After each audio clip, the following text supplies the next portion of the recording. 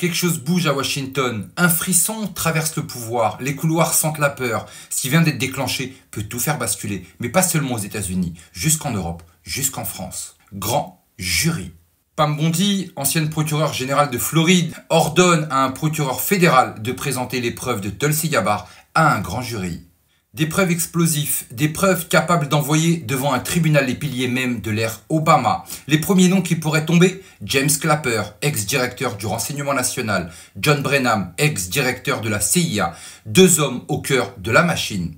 Mais ce grand jury ne siégera peut-être pas à Washington, il se tiendra potentiellement en Floride. Et là, tout change. En qualifiant le Russia Gate de vaste conspiration criminelle, le ministère de la Justice contourne le délai de prescription habituel. Ce n'est plus 5 ans à compter du crime initial. Le compte à rebours part du dernier acte manifeste de l'intrigue. Ce dernier acte, c'est le raid de Jack Smith sur Mar-a-Lago en août 2022. Une manœuvre censée accuser Trump et qui devient aujourd'hui la clé juridique pour retourner toute l'affaire contre ses auteurs. Le raid s'est déroulé en Floride, pile dans le district sud à tendance républicaine. Un terrain où les jurys sont bien plus enclins à inculper les élites de Washington. Trump les a appâtés, ils ont mordu et maintenant ils sont pris au piège. Les noms commencent à tomber. James Comer, président de la commission de surveillance de la Chambre, lance une vague d'assignations à comparaître.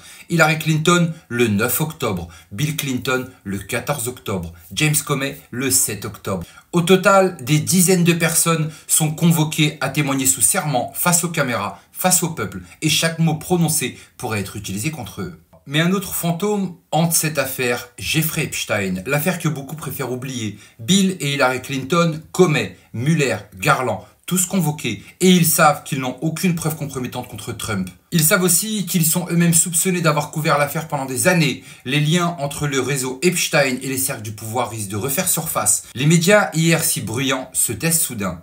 Leur silence devient presque un aveu. Pour Pam Bondi et Tulsi Gabbard, le Russia Gate n'est qu'une première étape. Une fois que le public aura compris qu'un État profond existe, qu'il a manipulé les institutions, infiltré les agences et corrompu les médias, alors viendra le moment d'ouvrir un autre dossier. Le Covid-19. Après l'échec du canular russe, les mêmes noms ont orchestré la crise sanitaire. Obama, Clinton, Biden, Soros. Les accusations sont claires. La Russie les désigne comme ayant financé un programme d'armes biologiques. Les laboratoires ukrainiens apparaissent dans le rapport. Des financements remontent à 2014. Les mêmes réseaux, les mêmes méthodes. Trump veut justice sur les deux fronts. Le plan est millimétré. Les preuves sortent par vagues successives. Chaque déclassification est calculée pour maximiser l'impact. Chaque réaction de l'adversaire devient une pièce à charge supplémentaire.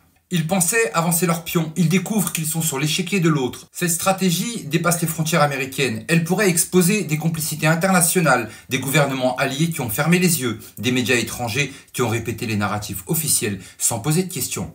Des réseaux financiers qui ont alimenté les mêmes causes sous couvert d'ONG ou de programmes humanitaires. Le mécanisme est enclenché vers un procès historique, vers la chute de figures que l'on croyait intouchables, vers une vérité qui ne s'arrêtera pas aux États-Unis. Certaines ramifications mènent jusqu'en Europe et jusqu'à la France. Le Russia Gate n'est que la première fissure. Derrière, il y a le Covid et derrière encore d'autres secrets enfouis. Si la digue cède, le flot sera incontrôlable. Bientôt l'édifice pourrait s'effondrer. La panique ne sera pas qu'à Washington, elle sera mondiale. Mais surtout n'oubliez pas, on n'est clairement pas au bout de nos surprises.